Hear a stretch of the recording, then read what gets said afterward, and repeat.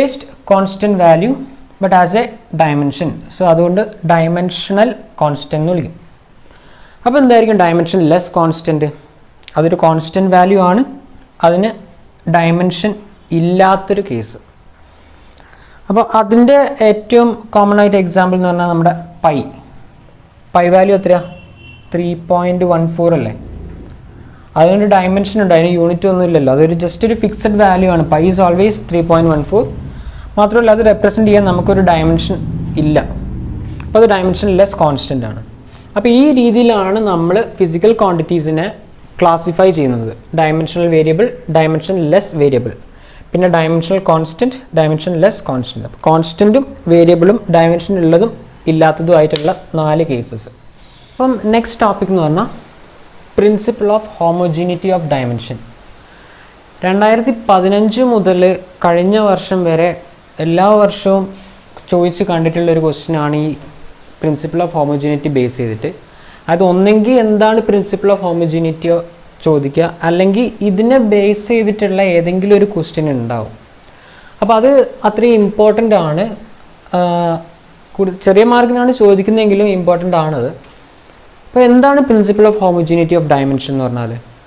അത് പറയുന്നത് എന്താണെന്ന് വെച്ചാൽ physical quantity of same kind can be added, subtracted or compared. അതായത് ഒരേ ടൈപ്പിലുള്ള ഫിസിക്കൽ ക്വാണ്ടിറ്റീസ് മാത്രമേ നമുക്ക് ആഡ് ചെയ്യാനോ സബ്ട്രാക്ട് ചെയ്യാനോ കമ്പയർ ചെയ്യാനേ പാടുള്ളൂ. അതായത് ഹോമോജീനിറ്റി എന്ന് പറഞ്ഞാൽ തന്നെ അതാണ്, ഹോമോജീനസ് ആയിരിക്കണം, അതായത് സെയിം കൈൻഡ് ആയിരിക്കണം. അതാണ് ഹോമോജീനസ് എന്നുള്ള ടേം കൊണ്ട് ഉദ്ദേശിക്കുന്നത്. അപ്പോൾ എന്താണ് same kind of physical quantity can be added, subtracted or compared. അതായത് നമുക്കിപ്പം ലെങ്ത്ത് ഉള്ള ഏതെങ്കിലും ഒരു ഡയമെൻഷണൽ ക്വാണ്ടിറ്റി വേറൊരു ലെങ്ത്ത് ഉള്ള സാധനമായിട്ട് നമുക്ക് ആഡ് ചെയ്യാൻ പറ്റും. പക്ഷേ നമുക്കിപ്പം ഒരു മാസും ഇലക്ട്രിക്കൽ കറണ്ടും തമ്മിൽ ആഡ് ചെയ്യാൻ പറ്റില്ല. കാരണം അത് രണ്ട് കൈൻഡാണ് അല്ലേ. മാസ് എന്ന് പറഞ്ഞാൽ ഒരു ഡയമെൻഷനാണ്, ഇലക്ട്രിക്കൽ കറണ്ട് എന്ന് പറഞ്ഞാൽ അത് വേറൊരു ഡയമെൻഷനാണ്. അപ്പോൾ ഒരേപോലെ ഡയമെൻഷനുള്ള സാധനങ്ങൾ മാത്രമേ നമുക്ക് ആഡ് ചെയ്യാനോ സബ്ട്രാക്ട് ചെയ്യാനോ കമ്പയർ ചെയ്യാനോ പറ്റുള്ളൂ. ഇപ്പോൾ നോക്കുകയാണെങ്കിൽ മാസും ലെങ്ത്തും തമ്മിൽ ആഡ് ചെയ്യാൻ പറ്റുമോ? ഇല്ല. അതിപ്പം ആഡ് ചെയ്യാന്ന് പറഞ്ഞാൽ ഇപ്പം ഇതായിരിക്കും, അതായത് 1 കിലോ പഞ്ചസാരയും 2 കിലോമീറ്ററും തമ്മിൽ ആഡ് ചെയ്യാൻ പറഞ്ഞാൽ അതൊരു സെൻസ് തന്നെ ഇല്ല അതിന്. അപ്പോൾ ആ രീതിയിലാണ്. അപ്പോൾ അതാണ് പ്രിൻസിപ്പിൾ ഓഫ് ഹോമോജീനിറ്റി പറയുന്നത്. അതായത് same kind can be added, subtracted or compared.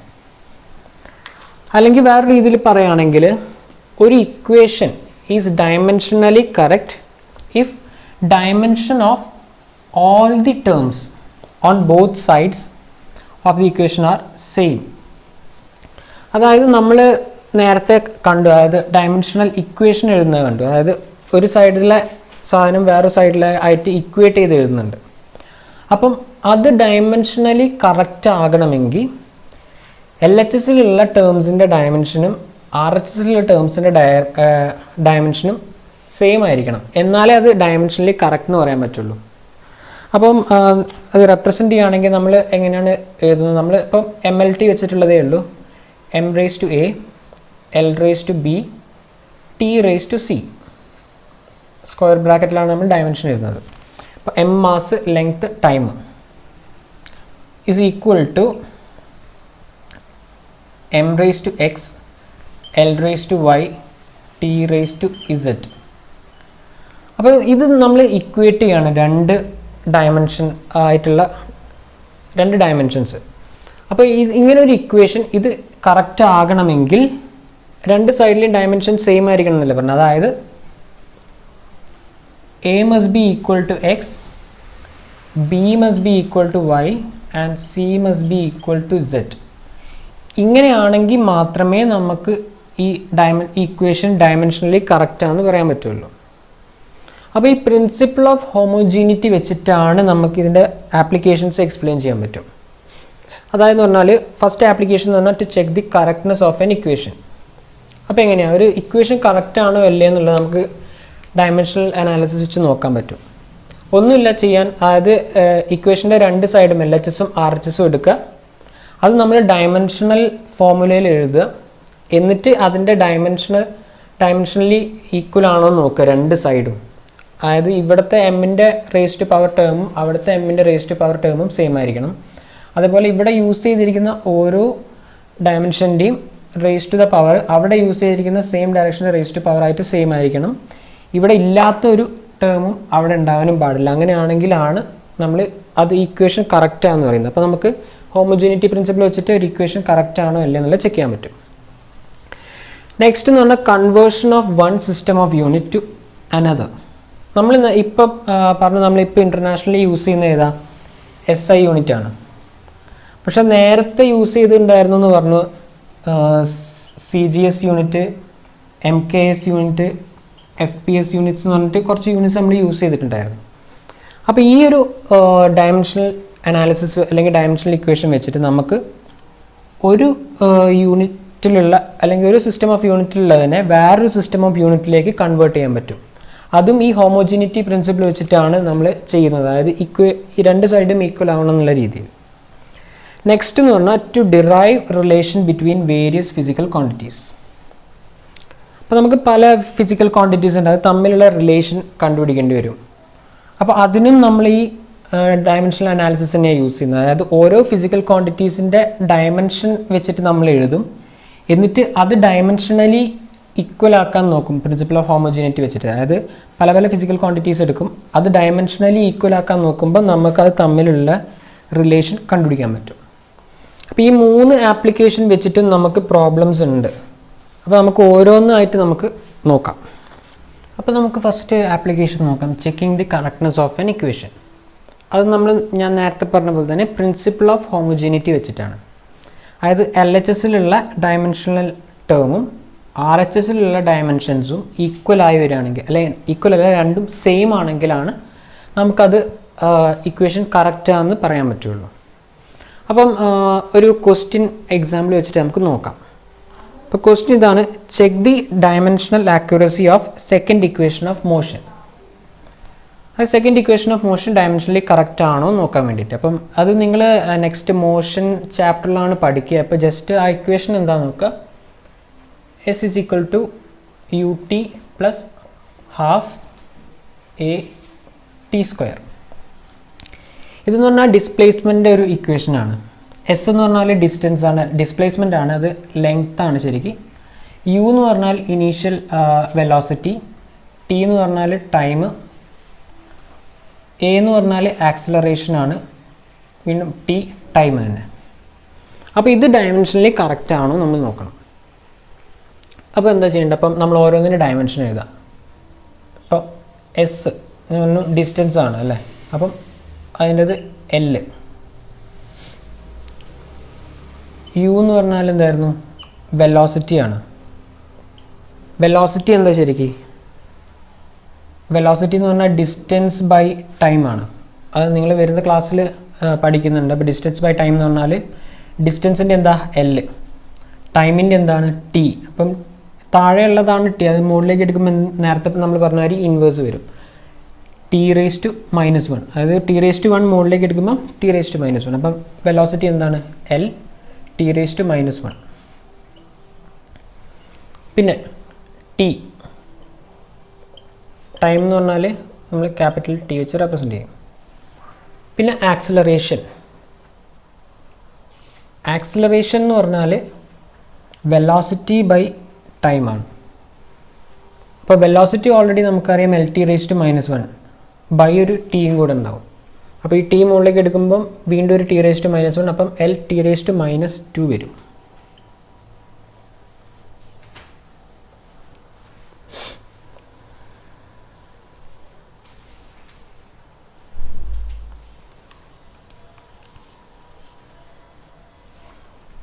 അപ്പോൾ ഇത് നമ്മൾ ഇക്വേറ്റ് ചെയ്യാം.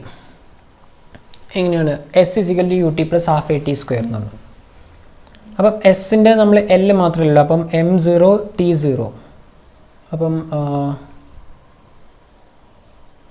m0 L1 t0 is equal to u എന്ന് പറഞ്ഞാൽ L⁻⁻1 into t, ut plus half നമുക്ക് എടുക്കേണ്ട, അത് കോൺസ്റ്റൻ്റ് അല്ലേ, അതിന് ഡയമെൻഷൻ ഇല്ല. അപ്പം നമ്മളതിപ്പോൾ കൺസിഡർ ചെയ്യേണ്ട കാര്യമില്ല, ഡയമെൻഷനലി ഈക്വൽ ആണോ എന്നുള്ളത് നോക്കേണ്ടത്. അപ്പം ഇങ്ങനത്തെ കോൺസ്റ്റൻ്റ് ആയിട്ട് വരുന്ന ടേംസ് നമ്മളിപ്പോൾ കൺസിഡർ ചെയ്യുന്നില്ല. പിന്നെ a_t². അപ്പോൾ a എന്ന് പറഞ്ഞാൽ L⁻⁻2 ഇൻറ്റു t². t² എന്ന് പറഞ്ഞാൽ T⁻². ഇത് നമ്മൾ നോക്കുകയാണെങ്കിൽ L⁻⁻1 ഇൻറ്റു ടി, അതായത് T/T എന്ന് വരും. അപ്പം T⁻⁻1ഉം T⁻1ഉം തമ്മിൽ ക്യാൻസൽ ആയിപ്പോൾ. അപ്പോൾ ഇവിടെ എന്താ, L മാത്രം വരും. പ്ലസ് ഇവിടെ T⁻⁻2ഉം T⁻+2ഉം അതും 1 വന്നതിന് ഇവിടെയും നമുക്ക് ബാക്കി വരുന്നത് L is equal to m0 L0 അല്ല t0 അല്ലേ, അപ്പോൾ ഇവിടെയും L.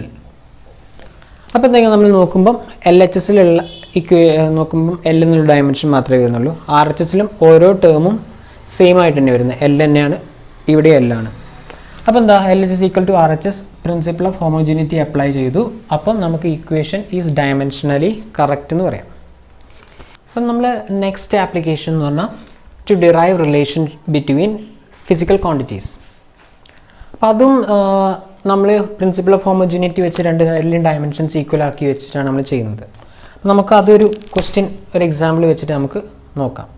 ക്വസ്റ്റ്യൻ ഇങ്ങനെയാണ്, ഫ്രീക്വൻസി ന്യൂ തന്നിട്ടുണ്ട്.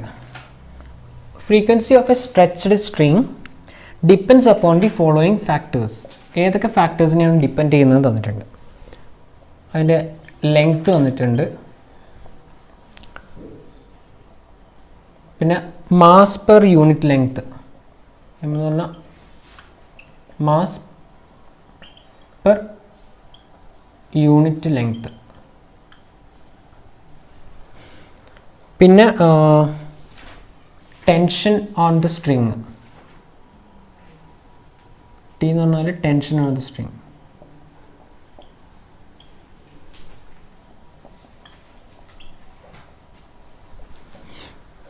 അപ്പം ഇതിൻ്റെ ഒരു ഇക്വേഷൻ ഒബ്റ്റെയിൻ ചെയ്യാനാണ് നമ്മൾ ക്വസ്റ്റ്യൻ.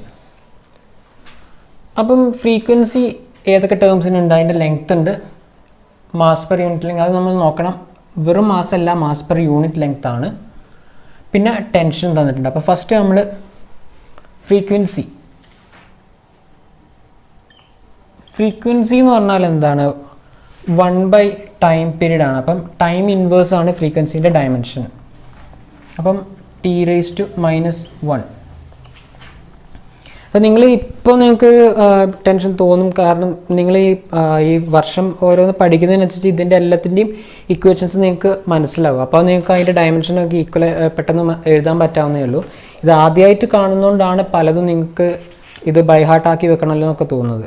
പിന്നെ നിങ്ങളുടെ ടെക്സ്റ്റ് ബുക്കിനകത്ത് തന്നെ ഒരുപാട് നമ്മൾ കോമൺ ആയിട്ട് യൂസ് ചെയ്യുന്ന ഒരുപാട് ഫിസിക്കൽ ക്വാണ്ടിറ്റീസിൻ്റെ ഡയമെൻഷണൽ ഇക്വേഷൻ തന്നിട്ടുണ്ട്. അത് ചിലതൊക്കെ നോക്കി വെച്ചാൽ മതി. മെയിൻലി ഫോഴ്സ്, ഫ്രീക്വൻസി, അങ്ങനത്തെ സ്പീഡ്, വെലോസിറ്റി, ആക്സലറേഷൻ, ഇതിൻ്റെയൊക്കെ നിങ്ങളൊന്ന് ജസ്റ്റ് ബൈ ഹാർട്ട് ചെയ്ത് വെക്കുന്നത് നല്ലതാണ്. അപ്പോൾ ഫ്രീക്വൻസിൻ്റെ തന്നു ടി ഇൻവേഴ്സ്. ഇനി എന്താ ലെങ്ത്ത്. ലെങ്ത്ത് നമുക്കറിയാം അല്ലേ, ക്യാപിറ്റൽ എൽ. പിന്നെ എം എന്ന് പറഞ്ഞാൽ എന്താ, മാസ് പെർ യൂണിറ്റ് ലെങ്ത് ആണ്. അപ്പോൾ എന്താ, മാസ് ഉണ്ട്, മാസ് പെർ യൂണിറ്റ് ലെങ്ത് എന്ന് പറഞ്ഞാൽ മാസ് ഡിവൈഡഡ് ബൈ ലെങ്ത് ആണ്. അപ്പം എൽ എന്ന് പറഞ്ഞത് മുകളിൽ വരുമ്പോൾ എൽ ഇൻവേഴ്സ് വരും അല്ലേ, l⁻⁻1 mass per unit length. പിന്നെ അതിൻ്റെ ടെൻഷൻ എന്ന് പറഞ്ഞാൽ ഫോഴ്സ് തന്നെയാണ്. കാരണം ഒരു സ്ട്രിങ് വലിച്ചു പിടിക്കുമ്പം അതിനകത്ത് ഉണ്ടാകുന്ന വലിഞ്ഞിട്ടുള്ള ഫോഴ്സിനെ നമ്മൾ ടെൻഷൻ എന്നാണ് പറയുക. അപ്പോൾ ടെൻഷൻ എന്ന് പറഞ്ഞാൽ ഫോഴ്സ് തന്നെയാണ്. ഫോഴ്സിൻ്റെ ഡയമെൻഷണൽ ഇക്വേഷൻ എന്ന് പറഞ്ഞാൽ mLt⁻².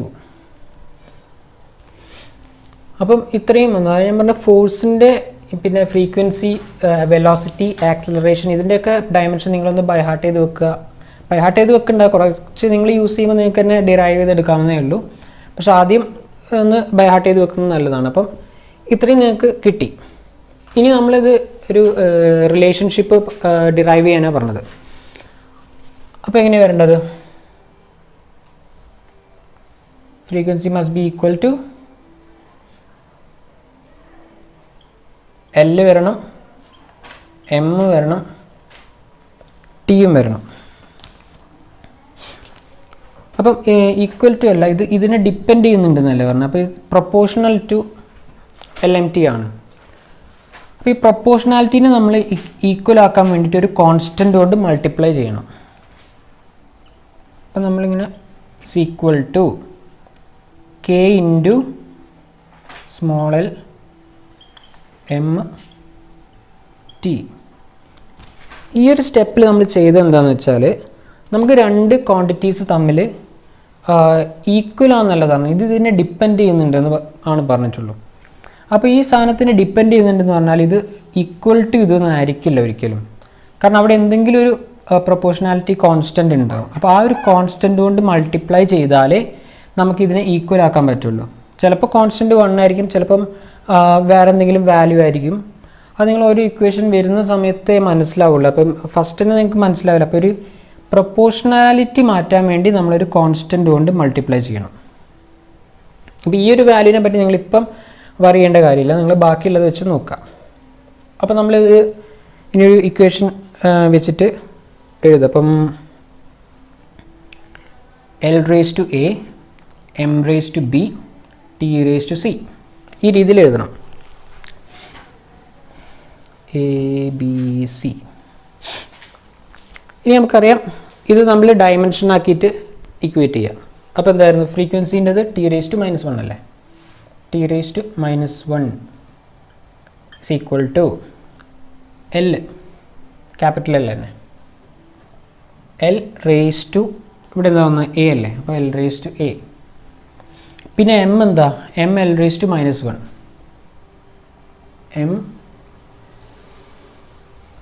L raised to -1 whole raise to ഈ ഒരു മൊത്തം ടേമിൻ്റെ നമ്മൾ B റേസ് ചെയ്ത്, അപ്പോൾ raise to B.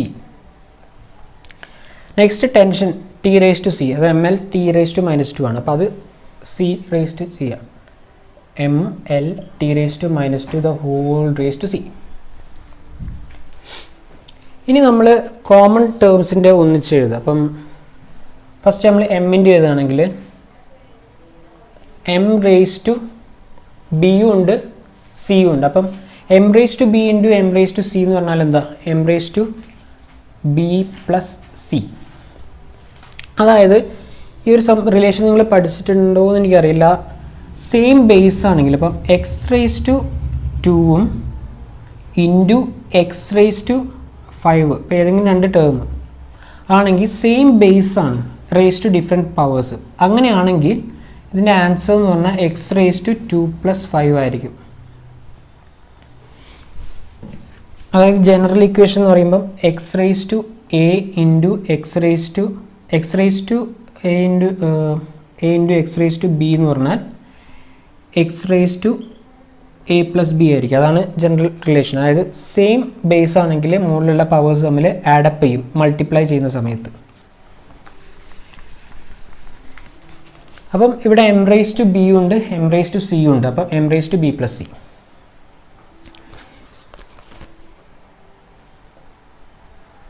M raise to B plus C. പിന്നെ വരുന്നത് എല്ലിൻ്റെ ടേംസ് ചെയ്താൽ L റേസ് ടു എ ഉണ്ട്, പിന്നെ -1 into B L raise to -b ഉണ്ട്, L raise to plus C ഉണ്ട്.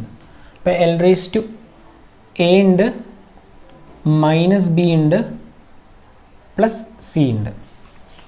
ഇവിടെ -b വരാൻ കാരണം മനസ്സിലായില്ലേ, എല്ലിൻ്റെ പവർ എന്ന് പറഞ്ഞാൽ -1 ആണ്. അപ്പോൾ -1 ഇൻറ്റു ബി ചെയ്യുമ്പം -b കിട്ടി. ഇവിടെ ഓൾറെഡി പോസിറ്റീവ് എ ആണ്, പിന്നെ ഇവിടെയും പോസിറ്റീവ് 1 ആണ്. അപ്പം 1 ഇൻറ്റു സി. അതും നമുക്കൊരു ഇക്വേഷൻ വെച്ച് പറയുകയാണെങ്കിൽ X raise to A whole raise to B എന്നാണെങ്കിൽ അത് X raise to A into B എന്നാണ്. അപ്പോൾ ഈ ഒരു ഇക്വേഷൻ ആണെങ്കിലോ L raise to -1 raise to ബി അല്ലേ, അതെന്ന് പറഞ്ഞാൽ L raise to -1 into B, L raise to -b. അപ്പം അതുകൊണ്ടാണ് ഇവിടെ L റേസ് ടു -b വരുന്നത്, L raise to A, L raise to C. അപ്പം നമ്മൾ നേരത്തെ ചെയ്ത പോലെ സെയിം ബേസ് മൾട്ടിപ്ലൈ ചെയ്യുകയാണെങ്കിൽ പവേഴ്സ് തമ്മിൽ ആഡപ്പ് ഓർ സബ്ട്രാക്ട്. അപ്പോൾ a - b + c. ഇനിയുള്ളത് ഏതാ, T റേസ് ടു -2c, കാരണം ഇതിനകത്ത് മാത്രമേ T ഉള്ളൂ. ഇവിടെ എങ്ങനെയാണ് T റേസ് ടു -1. അപ്പോൾ നമ്മളിനി കോമൺ ടേംസ് തമ്മിൽ ഇക്വേറ്റ് ചെയ്യാം. ഇവിടെ M raise to 0, L raise to 0, T raise to -1. കാരണം ബാക്കിയുള്ള ടേംസ് ഒന്നും ഇല്ലല്ലോ, എമ്മും എല്ലും ഇല്ല, T മാത്രമേ ഉള്ളൂ, ഫ്രീക്വൻസി അല്ലേ. അപ്പോൾ ഇവിടെ എമ്മിൻ്റെ ടേംസ് ഇക്വേറ്റ് ചെയ്യുക. M റേസ് ടു 0 അല്ലേ, അപ്പോൾ എമ്മിൻ്റെ ഇവിടെ എന്താ b + c. അപ്പോൾ ഡയമെൻഷനിൽ ഈക്വൽ ആണെങ്കിൽ എന്ത് ആവണം, b + c എന്നുള്ളത് ഈക്വൽ ആവും, 0 ആവണം. കാരണം നമ്മൾ നേരത്തെ പറഞ്ഞു ഇവിടെ ഉള്ള ഓരോ സാധനത്തിൻ്റെ ടേമും ഇവിടെ ഉള്ള ആ സെയിം ഡയമെൻഷൻ്റെ പവറായിട്ട് ഈക്വൽ ആവണം. അപ്പോൾ ഇവിടെ M 0 ആണ്, അപ്പോൾ ഇവിടുത്തെ b + cയും 0 ആയാലേ ഇവിടെ M 0 ആവുള്ളൂ. പിന്നെ ഇവിടെ L 0 ആണ്, അപ്പോൾ ഈ ടേം മൊത്തം a - b + c = 0 ആവണം. പിന്നുള്ളത് ഏതാ, ടി റേസ് ടു -1, ഇവിടെ ടി റേസ് ടു -2c. അതിനർത്ഥം എന്താ? -2c എന്ന് പറഞ്ഞാൽ -1 ആയിരിക്കണം അല്ലേ? അപ്പോൾ ഈ ഒരു ഇക്വേഷനകത്ത് നമുക്ക് സീൻ്റെ വാല്യൂ കണ്ടുപിടിക്കാം. എന്താണ്? c is equal to 1/2, -1 divided by -2, 1/2 കിട്ടി. അപ്പോൾ ഈ ഇക്വേഷനകത്ത് നമുക്ക് സിക്ക് 1/2 ഇട്ട് കൊടുത്താലോ? b plus 1/2 is equal to 0. അപ്പോൾ ബീൻ്റെ വാല്യൂ എന്ത് കിട്ടി? -1/2 എന്ന് കിട്ടി. അപ്പോൾ ഈ ബിയും സിയും കിട്ടി. അപ്പോൾ നമുക്ക് എ കണ്ടുപിടിച്ചൂടെ? എ -1/2 പിന്നെ സി എന്താ? +1/2 is equal to 0. അപ്പം -1/2 എന്ന് പറഞ്ഞാൽ എന്താ? 1/2 ആയി. 1/2 + 1/2 1. അപ്പം a + 1 is equal to 0 എന്ന് പറഞ്ഞാൽ a is equal to -1. അപ്പോൾ നമുക്ക് ഓരോ വാല്യൂസ് കിട്ടി അല്ലേ? ഏതൊക്കെയാണ്? a is equal to -1 കിട്ടി, b is equal to -1/2 കിട്ടി, c is equal to 1/2 എന്നും കിട്ടി. ഇനി അത് ഇതേപോലെ ഇങ്ങോട്ട് ഇക്വേറ്റ് ചെയ്താൽ പോരെ? അപ്പോൾ അതെ, ഫ്രീക്വൻസി എന്ന് പറഞ്ഞാൽ L⁻A, M⁻B, T⁻C. അപ്പോൾ അത് ആ രീതിയിൽ ഇക്വേറ്റ് ചെയ്യുമ്പോൾ എങ്ങനെ കിട്ടും? Frequency is equal to some constant into, അത് നമ്മൾ പ്രൊപ്പോർഷണാലിറ്റി മാറ്റാൻ വേണ്ടി വന്നതാണ്, L⁻A -1, M⁻B -1/2, T⁻C അതായത് T⁻1/2. അപ്പം ഇതിനകത്ത് L⁻1 എന്ന് പറഞ്ഞാൽ നമ്മളെപ്പോഴും എനിത്തിങ് റേസ് ടു -1 എന്ന് പറഞ്ഞാൽ 1/, ആ ടേമാണ്. അപ്പോൾ നമുക്കിപ്പോൾ ഫ്രീക്വൻസി എഴുതുകയാണെങ്കിൽ ഈ ഒരു രീതിയിലല്ല. അപ്പം frequency is equal to some constant into L⁻1, LM T⁻1/2 ആണ്, സോറി മിസ്റ്റേക്കാണ്. അപ്പം ഫ്രീക്വൻസി എന്ന് പറഞ്ഞാൽ k ഇൻറ്റു L⁻1 എന്ന് പറഞ്ഞാൽ നേരത്തെ പറഞ്ഞ മാതിരി നമ്മൾ 1/L എന്ന് എഴുതും, 1/L ഇൻറ്റു M⁻1/2. അപ്പം ഒരു ടേം x⁻1/2 എന്ന് പറഞ്ഞാൽ അത് നമ്മൾ റെപ്രസെൻ്റ് ചെയ്യുന്നത് √(x) ആണ്. അതേപോലെ x⁻−1/2 എന്ന് പറഞ്ഞാൽ എന്താ? 1/√(x) ആണ്. അപ്പോൾ ഇവിടെ എന്താ? M⁻−1/2 1/√m. T⁻1/2 എന്ന് പറഞ്ഞാൽ √t. അപ്പോൾ എന്താ? ഫ്രീക്വൻസി എന്ന് പറഞ്ഞാൽ some constant into 1/L into √T/m.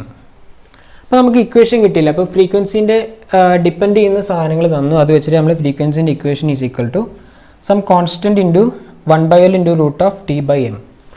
Dimensional equation analysis ചെയ്യുമ്പോൾ ഒരു പ്രശ്നം എന്താ വെച്ചാൽ ഇങ്ങനത്തെ കോൺസ്റ്റൻറ്റിൻ്റെ വാല്യൂ നമുക്ക് അങ്ങനെ ഐഡൻറ്റിഫൈ ചെയ്യാൻ പറ്റാറില്ല.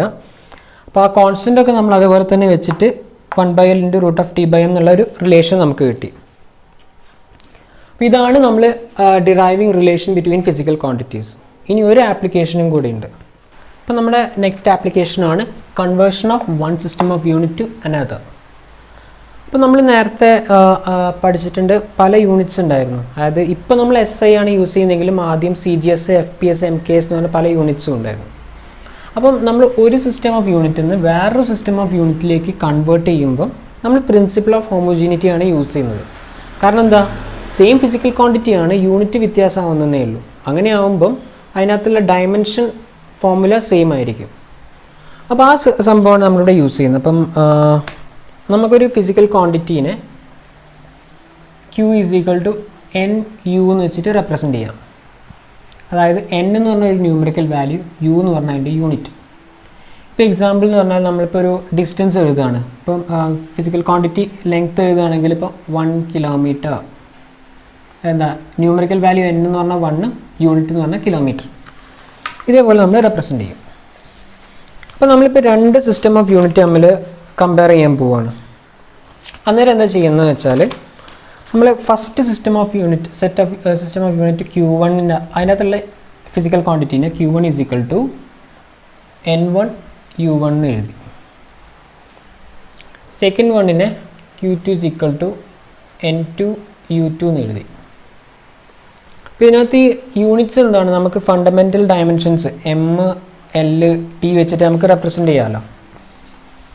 അപ്പം ഇതിനെ നമുക്ക് ഡയമെൻഷണൽ ഇക്വേഷനിൽ എഴുതാം N1 into M1 raised to A, L1 raised to B, T1 raised to C അങ്ങനെ എഴുതി. ഇനിയിപ്പം Q2 എന്ന് പറഞ്ഞാലോ N2 into M2 raised to A, L2 raised to B, T2 raised to C ഈ രീതിയിൽ എഴുതി. ഇപ്പം ഫസ്റ്റ് സിസ്റ്റത്തിൽ എഴുതുമ്പോൾ N1 U1, സെക്കൻഡ് സിസ്റ്റത്തിൽ എഴുതുമ്പോൾ N2 U2. അപ്പോൾ N1 N2 മാറുന്നത് എന്താ വെച്ചാൽ, ഇപ്പം നിങ്ങളിത് വേറെ രീതിയിൽ കമ്പയർ ചെയ്യുക. ഇപ്പോൾ ഡിസ്റ്റൻസ് ആണെങ്കിൽ ഞാൻ ആദ്യത്തെ സിസ്റ്റം SI സിസ്റ്റത്തിൽ എഴുതുമ്പോൾ 1 കിലോമീറ്റർ ആയി. പക്ഷേ ഇപ്പം നമ്മളിപ്പോൾ ഈ യൂണിറ്റ് മാറ്റുകയാണ്, ഇപ്പം കിലോമീറ്ററിനെ മീറ്റർ ആക്കുകയാണ്. അല്ല, SI അല്ല, SIയിൽ മീറ്ററാണ്. ഇപ്പം ഞാനിപ്പോൾ 1 കിലോമീറ്റർ എന്നുള്ള സിസ്റ്റം എഴുതി. അതിന് ഞാനിപ്പോൾ മീറ്ററിലേക്ക് ആക്കുകയാണെങ്കിൽ 1000 മീറ്റർ അല്ലേ. അപ്പോൾ എന്താ, ഇവിടെ U1 എന്ന് പറഞ്ഞാൽ കിലോമീറ്ററാണ്, U2 എന്ന് പറഞ്ഞാൽ മീറ്ററാണ്. അപ്പോൾ എന്താ, N1 എന്നുള്ളത് 1 എന്നുള്ളത് N2 1000 ആയി. ഇപ്പോൾ നമ്പറും മാറുന്നുണ്ട്, ആ യൂണിറ്റ് മാറുന്നതിനനുസരിച്ച്. അതാണ് നമ്മളിവിടെ റെപ്രസെൻ്റ് ചെയ്തത്. പക്ഷെ കൺവേർട്ട് ചെയ്യുന്ന സമയത്ത് എന്താണ്, പ്രിൻസിപ്പിൾ ഓഫ് ഹോമോജിനിറ്റി വെച്ചിട്ട് രണ്ടും ഈക്വൽ ആവണ്ടേ. അപ്പം Q1 ഈക്വൽ ടു Q2 എന്ന് ഇക്വേറ്റ് ചെയ്ത് കഴിയുമ്പോൾ നമുക്ക് എന്താ കിട്ടുക,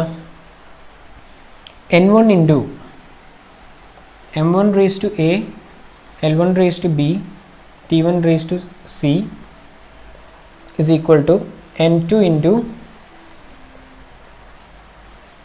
M2 raised to A, L2 raised to B, T2 raised to C. ഇതിനകത്ത് കൺവേർഷൻ ഫാക്ടർ എന്ന് പറഞ്ഞാൽ N2 അല്ലേ. അപ്പോൾ ആ N2 നമുക്ക് കിട്ടണം. അപ്പോൾ N2 കിട്ടണമെങ്കിൽ ഇത് നമുക്ക് ഇങ്ങോട്ട് ഇട്ടാൽ പോരെ. N2 is equal to N1 into M1 by M2 raised to A, L1 by L2 raised to B, T1 by T2 raised to C. അപ്പോൾ അതിൽ നിന്ന് നമുക്ക് മനസ്സിലാക്കാം എത്രയാണ് ഈ ഒരു ഫാക്ടർ, സെക്കൻഡ് യൂണിറ്റിലേക്ക് കൺവേർട്ട് ചെയ്യുമ്പോൾ ആ ന്യൂമറിക്കൽ വാല്യൂ എത്രയായിട്ട് മാറും എന്നുള്ളത് നമുക്ക് ഈ ഒരു ഇക്വേഷൻ വെച്ചിട്ട് മനസ്സിലാവും. അപ്പോൾ ഇത്രയുള്ള ഒരു സിസ്റ്റം ഓഫ് യൂണിറ്റിൽ നിന്ന് കൺവേർട്ട് ചെയ്യുന്ന വേറെ സിസ്റ്റം ഓഫ് യൂണിറ്റിലേക്ക് കൺവേർട്ട് ചെയ്യുമ്പം യൂണിറ്റ് മാറുന്നതിനനുസരിച്ച് അതിൻ്റെ ആദ്യത്തെ ന്യൂമറിക്കൽ വാല്യൂ മാറും. അപ്പോൾ അത് നമുക്ക് കണ്ടുപിടിക്കണമെങ്കിൽ നമ്മൾ പ്രിൻസിപ്പിൾ ഓഫ് ഹോമോജിനിറ്റി വെച്ചിട്ട് ഫസ്റ്റ് സിസ്റ്റം ഓഫ് യൂണിറ്റിൻ്റെയും സെക്കൻഡ് സിസ്റ്റം ഓഫ് യൂണിറ്റിൻ്റെയും ഈ ഡയമെൻഷൻ ഇക്വേഷൻ ഈക്വൽ ആണെന്നുള്ള രീതിയിൽ ഇക്വേറ്റ് ചെയ്യുമ്പം നമുക്ക് സെക്കൻഡ് സിസ്റ്റം ഓഫ് യൂണിറ്റിലുള്ള numerical values equal to N1 into M1 by M2, അതായത് ഫസ്റ്റ് സിസ്റ്റം ഓഫ് യൂണിറ്റിലെ dimension divide by second system of യൂണിറ്റിലെ ഡയമെൻഷൻ റേസ് ടു അതിൻ്റെ പവർ. ആ രീതിയിൽ M1 by M2, L1 by L2, T1 by T2 raise to C രീതിയിൽ നമുക്ക് കിട്ടും. അപ്പോൾ ഇങ്ങനെയാണ് ഇക്വേഷൻ ചെയ്യുന്നത്. ഇപ്പോൾ ഇതും കൂടെ കുറച്ച് മനസ്സിലാക്കാൻ വേണ്ടി ഈ ബേസിസിൽ നമുക്കൊരു പ്രോബ്ലം ചെയ്യാം. അപ്പോൾ നമ്മളെ ക്വസ്റ്റ്യൻ ഇതാണ്,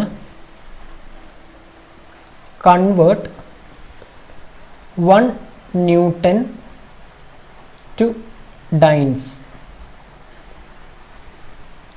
അപ്പം ഇതിനകത്ത് എന്താ, ന്യൂട്ടൺ എന്ന് പറഞ്ഞാൽ നമ്മുടെ ഫോഴ്സിൻ്റെ SI യൂണിറ്റാണ് ന്യൂട്ടൺ. അതേപോലെ ഫോഴ്സിൻ്റെ CGS സിസ്റ്റത്തിലുള്ള യൂണിറ്റാണ് ഡൈൻസ്. അപ്പോൾ അത് നിങ്ങൾക്ക് എക്സാമിനകത്താണെങ്കിൽ അറിയാത്തതാണെങ്കിൽ അവർ തരും ഏത് സിസ്റ്റമാണെന്നുള്ളത്. അപ്പോൾ നമുക്കിപ്പോൾ ഇത് നോക്കാം, SI യൂണിറ്റിലുള്ള ന്യൂട്ടനും CGS സിസ്റ്റത്തിലുള്ള ഡൈൻസും. അപ്പോൾ ഫോഴ്സിൻ്റെ ഡയമെൻഷണൽ ഫോമിൽ എന്തായിരുന്നു നമ്മൾ നേരത്തെ നോക്കിയിട്ടുണ്ട്. F എന്ന് പറഞ്ഞാൽ ഡയമെൻഷനിൽ എഴുതുമ്പോൾ MLT⁻² എന്ന് കിട്ടി. അപ്പോൾ അത് നമുക്ക് ഇതിനകത്തൊന്ന് ഇക്വേറ്റ് ചെയ്ത് നോക്കാം, MLT⁻². ഇപ്പോൾ SI യൂണിറ്റിലാണെങ്കിൽ മാസ് ഏതാണ് നമ്മൾ എടുക്കുന്നത്, കിലോഗ്രാമിലാണ് അല്ലേ. പിന്നെ L ലെങ്ത്ത് നമ്മൾ SI യൂണിറ്റിൽ ലെങ്ത് എന്ന് പറഞ്ഞാൽ മീറ്ററിലാണ്. അതേപോലെ ടൈം എന്ന് പറഞ്ഞാൽ സെക്കൻഡ്സിലാണ്. ഡൈൻസിനകത്താണെങ്കിലോ CGS സിസ്റ്റം അല്ലേ, അപ്പം മാസ് ഗ്രാമിലാണ്, ലെങ്ത് എന്ന് പറഞ്ഞാൽ സെൻറ്റിമീറ്റർ, ടൈം എന്ന് പറഞ്ഞാൽ സെക്കൻഡ്സിലാണ്. അപ്പോൾ എന്തായാലും നമ്മുടെ നേരത്തെ പറഞ്ഞ equation N1 into M1 raise to A L1 raise to B T1 raise to C is equal to N2 into M2 raise to A L2 raise to B T2 raise to C. അപ്പോൾ ഇത് രണ്ടും equal ആവണം. അപ്പം നമ്മൾ അതിനകത്ത് നിന്നാണ് N2ൻ്റെ value കണ്ടിരിക്കുന്നത്. M1/M2 L1/L2 T1/T2. അപ്പോൾ നമുക്ക് M2ൻ്റെ വാല്യൂ കണ്ടുപിടിക്കാം. N2 ഈസ് ഈക്വൽ ടു, അപ്പോൾ MLT റേസ് ടു -2 അല്ലേ, അപ്പം ഫസ്റ്റത്തത് ഇത് M1 L1 T1 M2 L2 T2 first system second system. അപ്പം kilogram by M2 gram raise to 1, കാരണം M raise to 1 L raise to 1 T raise to -2 അല്ലേ. എല്ലിൻ്റെ കേസിലാണെങ്കിലോ L1 എന്ന് പറഞ്ഞാൽ മീറ്റർ, L2 എന്ന് പറഞ്ഞാൽ സെൻറ്റിമീറ്റർ റേസ് ടു 1. ടൈമിൻ്റെ കേസിൽ T1 എന്ന് പറഞ്ഞാൽ സെക്കൻഡ്സ്, T2 എന്ന് പറഞ്ഞാലും സെക്കൻഡ്സ് റേസ് ടു -2. അപ്പോൾ ഇതെങ്ങനെയാണ് കിലോഗ്രാം ബൈ ഗ്രാം ആകുമ്പം എത്ര ഗ്രാമാണ് ഒരു കിലോഗ്രാം എന്ന് പറഞ്ഞാൽ 1000 അല്ലേ. അപ്പം ഇത് 1000/1 1000 റേസ് ടു 1. മീറ്ററും സെൻറ്റിമീറ്ററും ആണെങ്കിലോ 100 സെൻറ്റിമീറ്ററാണ് ഒരു മീറ്റർ വരുന്നത്. അപ്പം എന്താ പറയുക 100 എന്ന് കിട്ടും. പിന്നെ S എന്ന് പറഞ്ഞാൽ രണ്ടും സെയിം അല്ലേ, 1/1 1 റേസ് ടു -2 1 തന്നെ. അപ്പോൾ ഇതിനകത്ത് നമ്മൾ നോക്കുകയാണെങ്കിൽ 1000 10 ക്യൂബ് 100 10 സ്ക്വയർ. അപ്പം 10 ക്യൂബ് ഇൻറ്റു 10 സ്ക്വയർ എന്ന് പറഞ്ഞാൽ എന്താ, മുകളിലത്തെ പവർ തമ്മിൽ ആഡ് ചെയ്യല്ലേ, 10 റേസ് ടു 5. അപ്പോൾ നമുക്ക് കിട്ടി N2 എന്ന് പറഞ്ഞാൽ 10 റേസ് ടു 5 ആണ്. അപ്പോൾ നമ്മൾ നേരത്തെ എഴുതിയിട്ടുണ്ട് Q1 equal to first system of സാധനം സെക്കൻഡ് സിസ്റ്റം ഓഫ് ഇതിലേക്ക് ആക്കുമ്പോൾ Q1 എന്ന് പറഞ്ഞാൽ N1 U1 ആണെങ്കിൽ Q2 എന്ന് പറഞ്ഞാൽ N2 U2 ആയിരിക്കും. അപ്പോൾ Q1 എന്താ 1 newton is equal to Q2 എന്താ ഡൈൻസ് ആണ് യൂണിറ്റ്, പക്ഷേ N2 ആണ് നമുക്ക് അറിയേണ്ടത്. ആ N2 ആണ് നമ്മളിപ്പോൾ കണ്ടുപിടിച്ചത്, എന്താണ് 10 റേസ് ടു 5. അപ്പോൾ 10 റേസ് ടു 5 നമുക്ക് എന്താണ് കൺവേർട്ട് ചെയ്തു. ഒരു ന്യൂട്ടനെ ഡൈൻസിലേക്ക് കൺവേർട്ട് ചെയ്യണമെങ്കിൽ ഇൻറ്റു 10 റേസ് ടു 5 ചെയ്ത് കഴിഞ്ഞാൽ നമുക്ക് ഡൈൻസിൽ കിട്ടി. ഈ രീതിയിലാണ് നമ്മൾ കൺവേർട്ട് ചെയ്യുന്നത്. അപ്പം നമുക്ക് കൺവേർഷൻ എന്താ 1 newton equal to 10 raise to 5 dynes. ഇതേപോലെയാണ് നമ്മൾ ഓരോ സിസ്റ്റത്തിൽ നിന്ന് വേറെ സിസ്റ്റത്തിലേക്ക് കൺവേർട്ട് ചെയ്യുന്നത്. അപ്പോൾ നിങ്ങൾക്ക് ഇത് ഈ 3 ആപ്ലിക്കേഷൻ ബേസ് ആയിട്ടുള്ള പ്രോബ്ലംസ് എല്ലാ വർഷവും ചോദിച്ചു കണ്ടിട്ടുണ്ട്. അപ്പോൾ നിങ്ങൾക്കത് പെട്ടെന്ന് ഇങ്ങനെ ഓരോന്നിൻ്റെ അകത്തുള്ള ഓരോ പ്രോബ്ലം വരുമ്പം ചിലപ്പോൾ കൺഫ്യൂഷൻ ആയി ഉണ്ടാവും, ചിലത് നിങ്ങൾക്ക് മനസ്സിലാവാത്ത പ്രശ്നം ഉണ്ടാവും. പക്ഷേ ഞാനത് ഓരോ പ്രോബ്ലം മാത്രം എടുത്തതെന്ന് വെച്ചാൽ ഈ ഒരു വീഡിയോ കുറച്ച് ലെങ്ത്ത് കൂടി പോകുന്നുണ്ട്. അപ്പോൾ അതുകൊണ്ടാണ് ഞാൻ ഓരോന്നിൻ്റെ എക്സാമ്പിളായിട്ട് ഒറ്റ വീഡിയോ മാത്രം ചെയ്തത്. പക്ഷെ നമ്മൾ നെക്സ്റ്റ് ക്ലാസ് എന്ന് പറഞ്ഞാൽ ഈ ചാപ്റ്ററിനെ ബേസ് ചെയ്തിട്ടുള്ള ഫൈനൽ ഇയർ വന്നിട്ടുള്ള ക്വസ്റ്റ്യൻസ് എല്ലാം നമ്മൾ സോൾവ് ചെയ്യും. അപ്പോൾ അതിനകത്ത് ഈ ഡയമെൻഷണൽ അനാലിസിസ് വെച്ചിട്ട് ഒരുപാട് ക്വസ്റ്റ്യൻസ് വരുന്നുണ്ട്. അപ്പോൾ അത് ചെയ്ത് കഴിയുമ്പോൾ നിങ്ങൾക്ക് ഒന്നും കൂടെ ഈ കൺസെപ്റ്റ്സ് തറവായിക്കോളും. അപ്പോൾ ഈ വീഡിയോ നിങ്ങൾ ജസ്റ്റ് ഒന്നും കൂടെ ഒന്ന് റിവൈൻഡ് ചെയ്ത് ഓരോ സെക്ഷനായിട്ട് ഒന്നും കൂടെ ഒന്ന് കണ്ടു വെക്കുക, അപ്പോഴേ നിങ്ങൾക്ക് മനസ്സിലാവുള്ളൂ. മെയിൻ പ്രോബ്ലം എന്താണെന്ന് വെച്ചാൽ ഇതിനകത്ത് യൂസ് ചെയ്യുന്ന പല ഇക്വേഷൻസും നിങ്ങൾ ഇതുവരെ യൂസ് ചെയ്തിട്ടുണ്ടാവില്ല. കാരണം ഇനി അങ്ങോട്ട് വരുന്ന മോഷൻസിനകത്തും ഗ്രാവിറ്റേഷനിനകത്തൊക്കെ വരുന്ന ഇക്വേഷൻസാണ് നിങ്ങൾ ഇപ്പം ഇതിനകത്ത് ചെയ്യാൻ ഉപയോഗിച്ചത്. അതുകൊണ്ടാണ് നിങ്ങൾക്ക് ചെറിയ ബുദ്ധിമുട്ട് വരുന്നത്. ഇപ്പം ഫോഴ്സ് എന്ന് പറഞ്ഞാൽ MA ആണെന്നും, പിന്നെ second മോഷൻ്റെ second equation S=UT + ½ AT², അതൊക്കെ നെക്സ്റ്റ് ചാപ്റ്ററിൽ നിങ്ങൾക്ക് വരാനിരിക്കുന്നേ. അപ്പോൾ ആ ഒരു പ്രോബ്ലം കൊണ്ടാണ് ചിലപ്പോൾ നിങ്ങൾക്ക് ഇതിനകത്ത് മനസ്സിലാക്കാനുള്ള ചെറിയ ബുദ്ധിമുട്ട് വന്നിട്ടുണ്ടാവുക. പിന്നെ ഞാൻ പറഞ്ഞ പോലെ നിങ്ങളുടെ ടെക്സ്റ്റ് ബുക്കിനകത്ത് ഒരുപാട് ഈ ഡയമെൻഷണൽ ഇക്വേഷൻസ് തന്നിട്ടുണ്ട്. നമ്മൾ കോമൺ ആയിട്ട് യൂസ് ചെയ്യുന്ന ഈ ഫിസിക്കൽ ക്വാണ്ടിറ്റീസിൻ്റെ ഒരുപാട് തന്നിട്ടുണ്ട്. അതിൽ മെയിനായിട്ട് നിങ്ങൾ കോൺസെൻട്രേറ്റ് ചെയ്യുന്നത് ഫോഴ്സിൻ്റെ നോക്കണം. ml(T⁻²) ഒരുവിധം എല്ലാ ക്വസ്റ്റ്യൻസിനകത്തും വരാൻ ചാൻസുള്ള ഒരു സാധനം ഫോഴ്സ്. അതേപോലെ തന്നെ velocity L(T⁻1), acceleration L(T⁻²), frequency T⁻1. ഇങ്ങനെ കുറച്ച് കോമൺ ആയിട്ട് വരുന്ന സാധനങ്ങളുണ്ട്. അത് നിങ്ങൾ ടെക്സ്റ്റ് ബുക്കിനകത്തൊരു ടേബിളായിട്ട് കൊടുത്തിട്ടുണ്ട്, കുറച്ച് കോമൺ ആയിട്ടുള്ള ടേംസ്. ഇല്ലെങ്കിൽ ഞാൻ നെക്സ്റ്റ് പ്രോബ്ലം സോൾവിങ് ക്ലാസ്സിനകത്ത് ആദ്യം ഞാനൊരു ടേബിൾ ആക്കിയിട്ട് റെപ്രസെൻറ്റ് ചെയ്ത് തരാം, കോമൺ ആയിട്ട് വരുന്നത് ആ സമയത്ത്. അപ്പോൾ നിങ്ങൾ ആ ഡയമെൻഷണൽ ഇക്വേഷൻസ് ഇങ്ങനത്തെ സാധനങ്ങളുടെ ചിലത് നിങ്ങളൊന്ന് ബൈ ഹാർട്ട് ചെയ്ത് വെക്കുക. ബാക്കി നിങ്ങൾക്ക് ഇക്വേഷൻസ് വഴിയെ പഠിക്കുന്ന സമയത്ത് നിങ്ങൾക്ക് മനസ്സിലായിക്കുള്ളൂ. ആ സമയത്ത് ജസ്റ്റ് കൺവേർട്ട് ചെയ്താൽ മതി. ലെങ്ത്തിൻ്റെ എന്തെങ്കിലും വരുന്ന സമയത്ത് അവിടെ L ഇട്ട് കൊടുക്കുക, മാസ് കിലോഗ്രാം വരുന്ന സമയത്തൊക്കെ അവിടെ M ഇട്ട് കൊടുക്കുക, ടൈം വരുന്ന കേസിൽ T ഇട്ട് കൊടുക്കുക. അത് എത്രത്തോളം ഉണ്ടെന്നുള്ള മൾട്ടിപ്ലൈ ചെയ്ത് 2 മൾട്ടിപ്ലൈ ആണെങ്കിൽ T², 2 ഡിവൈഡ് ചെയ്യുകയാണെങ്കിൽ (1) അല്ലെങ്കിൽ (2) ആ രീതിയിൽ ഇട്ട് കൊടുത്താൽ നിങ്ങൾക്ക് ഏതൊരു സാധനത്തിൻ്റെയും ഡയമെൻഷണൽ ഇക്വേഷൻ ഡിറൈവ് ചെയ്തെടുക്കാവുന്നതേ ഉള്ളൂ. അപ്പോൾ ഇത്രയേ ഉള്ളൂ നിങ്ങളുടെ സെക്കൻഡ് ചാപ്റ്റർ. അപ്പോൾ ഇതിനെ ബേസ് ചെയ്തിട്ടുള്ള പ്രോബ്ലംസ് നെക്സ്റ്റ് പ്രോബ്ലം സോൾവിങ് സെക്ഷനിൽ നമ്മൾ ചെയ്യുന്നതായിരിക്കും. അപ്പോൾ ആ സമയത്ത് ഈ ഇതുവരെ ചെയ്ത കാര്യങ്ങളൊക്കെ ഒന്നും കൂടെ നമ്മൾ പ്രോബ്ലം ചെയ്യുന്ന സമയത്ത് നിങ്ങൾക്ക് കുറച്ചും കൂടെ മനസ്സിലാവും. പ്രത്യേകിച്ച് ഈ ഡയമെൻഷണൽ അനാലിസിസ് നിങ്ങൾ പ്രോബ്ലംസ് ചെയ്ത് തന്നെ പഠിക്കണം. അപ്പോൾ നോട്ടിനകത്താണെങ്കിൽ ടെക്സ്റ്റിനകത്താണെങ്കിൽ കുറച്ച് സോൾവ്ഡ് പ്രോബ്ലംസ് ഉണ്ടാവും. അപ്പോൾ അത് നിങ്ങൾ ചെയ്ത് പഠിച്ച് ശീലമായാലേ നിങ്ങൾക്കത് സോൾവ് ചെയ്യാൻ പറ്റുള്ളൂ. കാരണം അത് പല രീതിയിൽ വരാം. ഈ 3 ആപ്ലിക്കേഷൻസ് പല രീതിയിൽ നിങ്ങൾക്ക് വരാം. അപ്പം കുറച്ചൊക്കെ ചെയ്ത് ശീലമായാൽ പിന്നെ നിങ്ങൾക്ക് ബാക്കി സുഖമായിട്ട് ചെയ്യാൻ പറ്റും. അപ്പോൾ നമുക്ക് എന്തായാലും അടുത്ത ചാപ്റ്റർ പ്രോബ്ലം സോൾവിങ് സെക്ഷനിൽ ബാക്കി ചെയ്യാം. ബൈ.